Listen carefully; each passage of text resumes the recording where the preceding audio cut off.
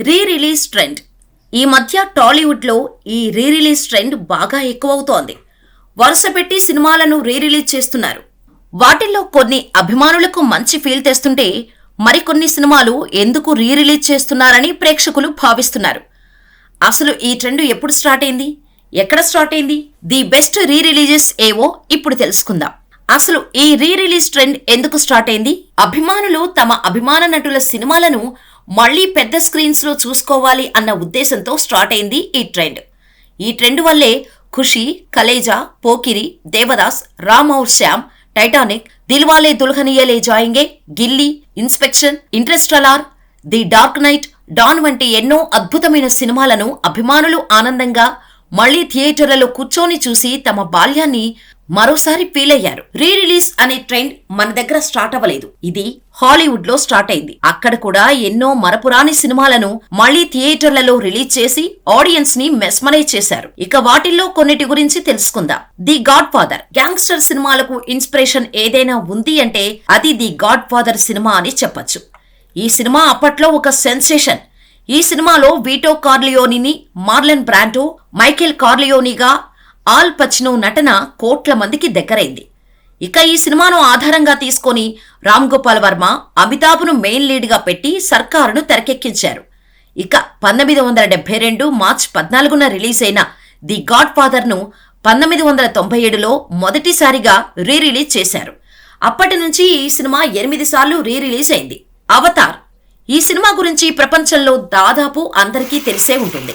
Sam Worthington, జోయి Saldanha main lead గా ఈ సినిమాను జేమ్స్ కెమెరూన్ తెరకెక్కించారు.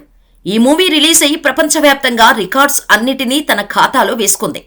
ఈ సినిమా 219 వరకు ఆల్ టైమ్ హైయెస్ట్ గ్రాసింగ్ మూవీగా నిలిచింది. ఆ తర్వాత వచ్చిన అవెంజర్స్ అండ్ గేమ్ అవతార్ ను వెనక్కు నెట్టింది. అయితే 2021 రీ రిలీజ్ అయిన అవతార్ అవెంజర్స్ ను వెనక్కు నెట్టి మళ్లీ మొదటి స్థానానికి చేరుకుంది. టైటానిక్. ఇక జేమ్స్ కెమెరూన్ తెరకెక్కించిన మరో అద్భుతమైన సినిమా టైటానిక్. ఎర్లీ 2000s లో లవ్ స్టోరీ అనగానే అందరికీ గుర్తొచ్చే సినిమా టైటానిక్.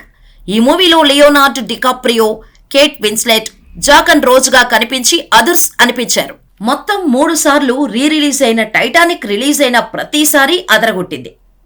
ఓం. రీ రిలీజ్ అనగానే మన దేశం మొత్తం గుర్తొచ్చే సినిమా ఒకటే, ఓం. కన్నడ సూపర్ స్టార్ శివరాజ్ కుమార్ హీరోగా నటించిన సినిమా ఓం. ఈ సినిమాను ఉపేంద్ర డైరెక్ట్ చేశారు. 70 లక్షల బడ్జెట్ తో తెరకెక్కిన ఓం 2 కోట్ల ప్రీ రిలీజ్ బిజినెస్ చేసింది. ఇక రిలీజ్ అయ్యాక అప్పటి వరకు ఉన్న రికార్డ్స్ అన్నిటినీ తుడిచిపెట్టేసి ఇండస్ట్రీ రికార్డుగా నిలిచింది. కల్ట్ క్లాసిక్ గా నిలిచిన ఈ సినిమా అప్పట్లో ప్రతి 2 వారాలకు ఒకసారి రీ రిలీజ్ అయ్యేది. మొత్తంగా 550 సార్లు రీ రిలీజ్ అయిన ఓం లిమ్కా రికార్డ్స్ లో చేరింది. బెంగళూరులోని ఒక కాపాలి థియేటర్లోనే 30 సార్లు రీ రిలీజ్ అయింది ఓం. ఈ సినిమా తెలుగులో ఓంకారం అని రీమేక్ చేశారు. అందులో రాజశేఖర్ నటించారు. ఈ సినిమాకు కూడా ఉపేంద్ర దర్శకత్వం వహించారు.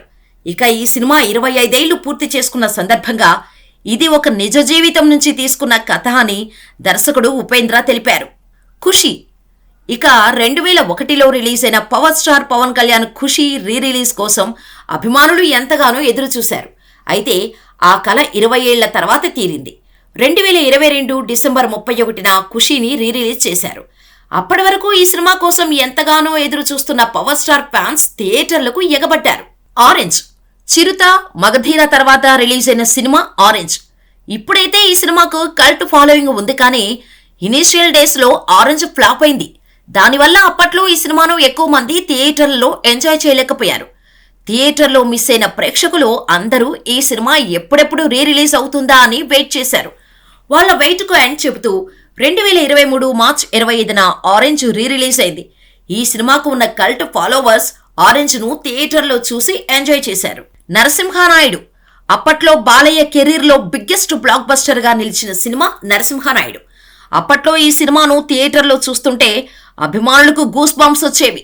అలాంటి సినిమా నరసింహానాయుడు. 2001లో రిలీజ్ అయిన నరసింహానాయుడు అప్పట్లోనే 30 కోట్లు కలెక్ట్ చేసి అన్ని రికార్డులు బద్దలు కొట్టింది. ఇక ఈ సినిమాను బాలయ్య పుట్టినరోజు సందర్భంగా 2023 జూన్ 10న రీ రిలీజ్ చేశారు. మనకు రీ రిలీజులు కొత్తేమీ కాదు, ప్రపంచవ్యాప్తంగా ఇది జరుగుతూనే ఉంది. అయితే ఏ సినిమాను రీ రిలీజ్ చేస్తున్నాం, ఎందుకు చేస్తున్నాం అనే విషయాన్ని కూడా దృష్టిలో పెట్టుకోవాలి.